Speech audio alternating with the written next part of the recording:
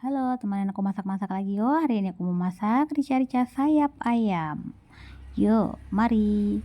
Pertama-tama aku udah siapin minyaknya. Lalu kita tumis bahan yang tadi sudah aku blender. Tadi bahan-bahannya bawang putih, bawang merah dan juga cabai. Lalu kita masukkan daun salam, daun jeruk dan juga serai. Sesening aku tambahkan kaldu bubuk, tambah sedikit gula, lalu tambah sedikit saus tiram. Kemudian kita masukkan ayamnya.